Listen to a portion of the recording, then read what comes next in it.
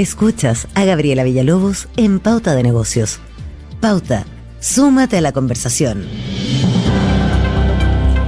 Vamos a partir este Pauta de Negocios hablando de pensiones porque hoy nos acompaña Rodrigo Gutiérrez, gerente general de CIEDES. Rodrigo, gracias por acompañarnos hoy en Pauta de Negocios. Muy buenos días.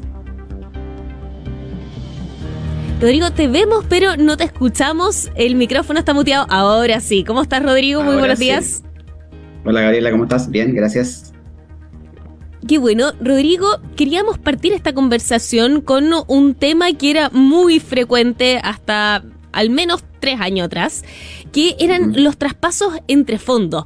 Pero según un reporte que publicaron ayer, en enero se contabilizaron 89.000 traspasos, lo que representa una caída de 38% en relación a enero de 2022. ¿A qué se debe esta baja tan pronunciada?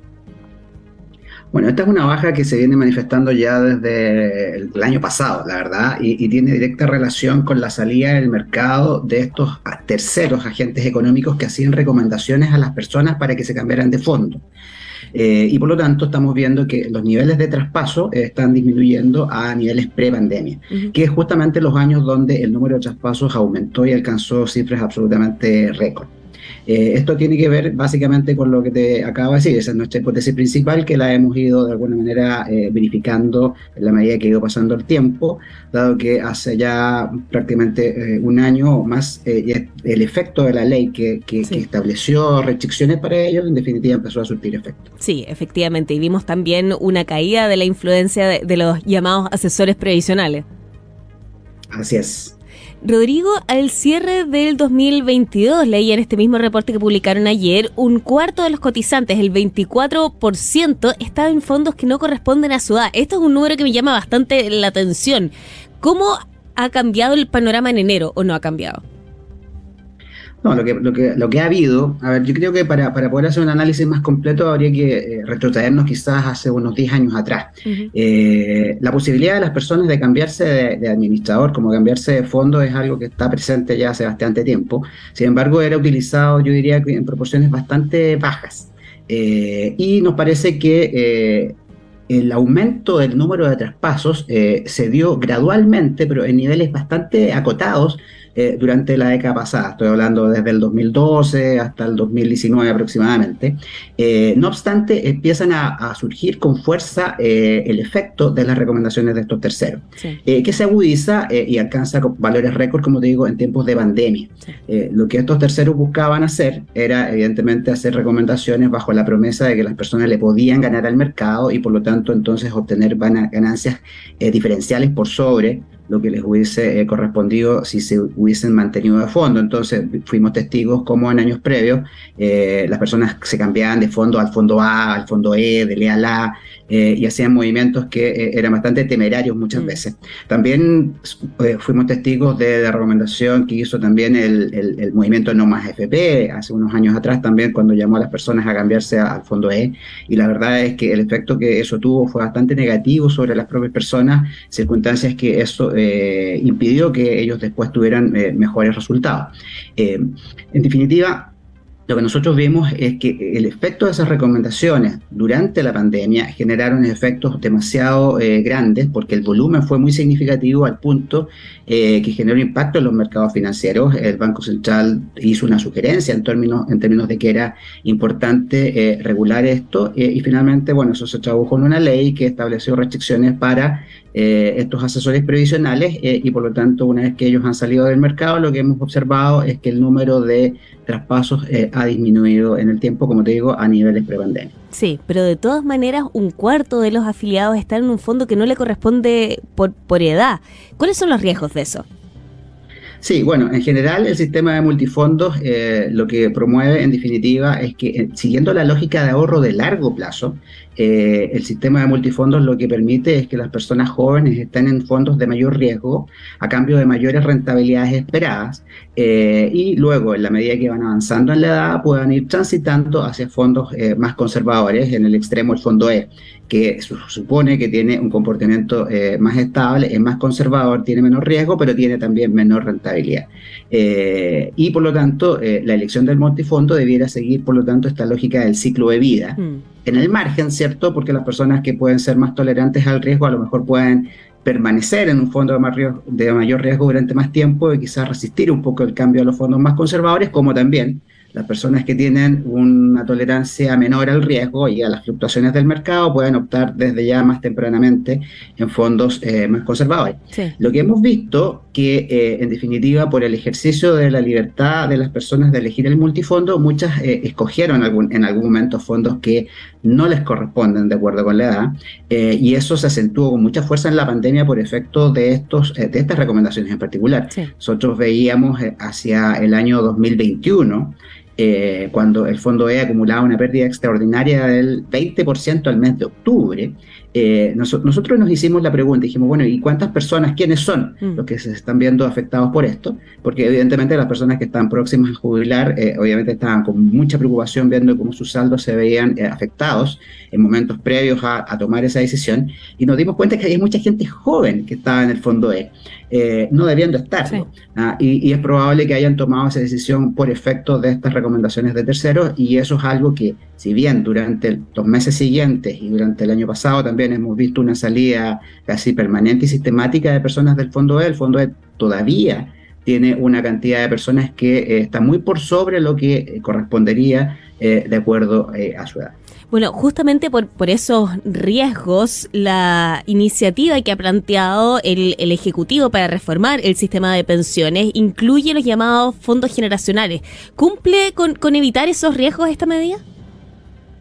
Sí, esa medida, esa propuesta obedece a una crítica que es muy razonable del sistema de multifondos que ya tiene 20 años en vigencia, ¿verdad? Este sistema viene de una reforma del año 2002, tiene 20 años ya funcionando, pero ha mostrado esa debilidad. Si bien sigue esta lógica de maximizar las rentabilidades en el largo plazo, aprovechando este tránsito de fondos de mayor riesgo cuando son jóvenes a fondos de menor riesgo a la medida que nos acercamos a la edad de jubilación, adolece de esta brecha, sí. En el sentido de que, en definitiva, las personas fueron objeto de estas recomendaciones que las llevaron a tomar malas decisiones, y muchas veces toman malas decisiones con, como se dice en el ambiente de la economía y de las finanzas, con asimetrías de información, sí. Es decir, sin la información suficiente para tomar decisiones adecuadas.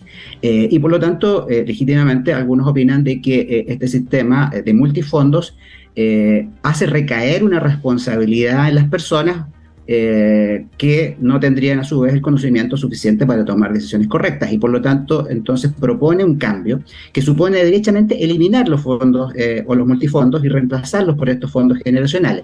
En definitiva, esto significa que una persona entra, cuando entra al mercado del trabajo, por ejemplo, entra a un fondo, sus ahorros, sus cotizaciones, y es el fondo el que va adecuando su composición a través del tiempo. Sí. Es decir, cuando una persona es joven, comparte sus cotizaciones en un fondo con otras personas de la misma edad, de su misma generación. Y es ese fondo el que va adecuando su composición desde una composición que probablemente tiene una relación riesgo-retorno mayor hacia una más conservadora en la medida que va avanzando el tiempo, y por lo tanto la persona no se cambia nunca de fondo, y es el fondo el que replica esta lógica de ir de mayor riesgo a una lógica a un fondo de menor riesgo. Sí. Eso hasta ahí suena razonable.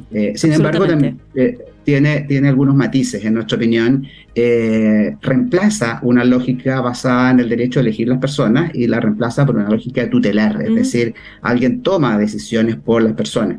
Y por lo tanto, hay una relación que a alguien le podría incomodar, porque no todas las personas podrían, en el ejercicio de su derecho a elegir, querer de que sus ahorros en definitiva sean manejados con un criterio de tolerancia al riesgo distinto al cual, por ejemplo, una persona podría estar dispuesto a tolerar.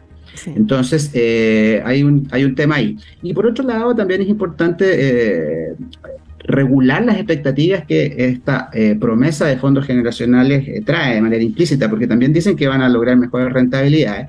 Y en eso diría yo que habría que ser más bien cauteloso, puesto que estos fondos generacionales finalmente igualmente invertirán estos recursos en mercados financieros, y estos mercados financieros, ya sabemos, están sujetos a los vaivenes de los mercados financieros y a la evolución de la economía real. En tal sentido, nada asegura que estos fondos generacionales logren tener mejores desempeños también en el largo plazo. Sí, estamos conversando con Rodrigo Gutiérrez, gerente general de CIEDES. Estábamos conversando con él sobre una de las propuestas que está dentro de la reforma previsional, los llamados fondos generacionales.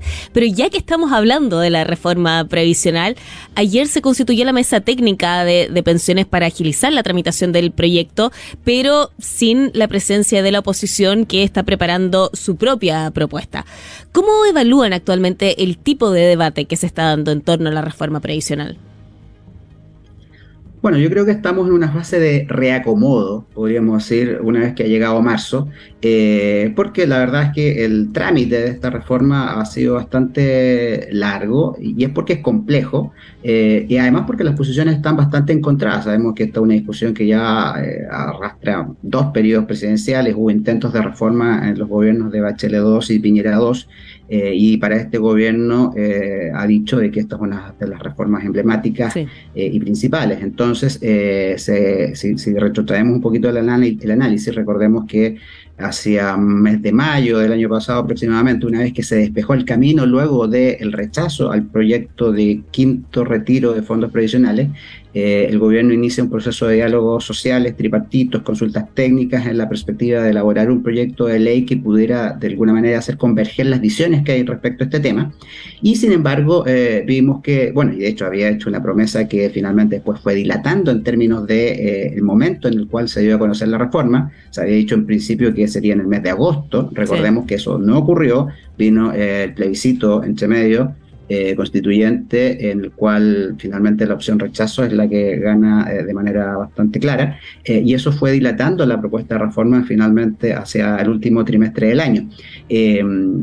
La propuesta del gobierno es una propuesta que sin duda busca acercar posiciones, y es bastante más centrada de la que anunciaron en tiempos de campaña. Sin embargo, sigue siendo una propuesta que yo diría que está lejos de concitar acuerdos.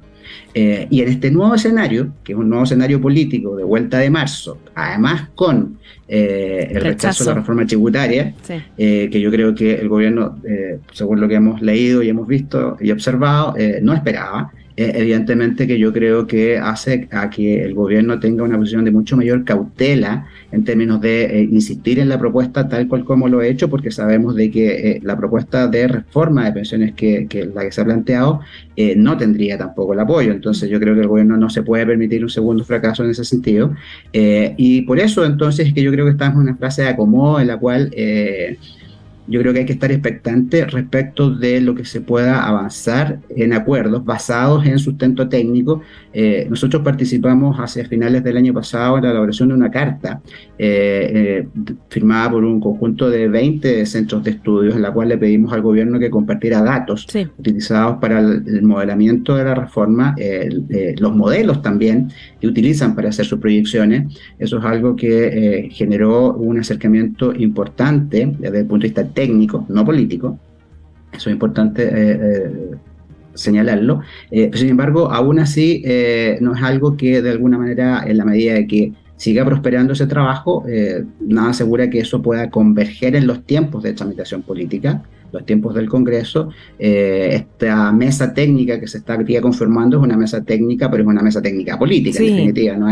No es una dimensión que intenta objetivizar el debate, pero siempre en términos políticos, porque es una mesa que se constituye también al alero del Congreso y de los partidos. Por lo tanto, estamos expectantes, la verdad. Yo creo que para el gobierno esto es demasiado importante.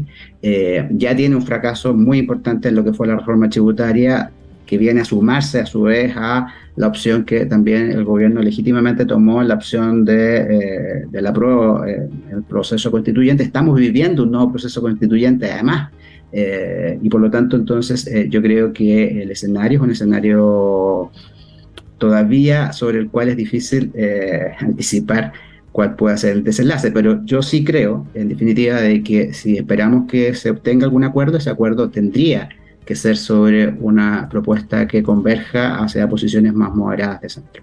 Estamos conversando con Rodrigo Gutiérrez, gerente general de CIEDES.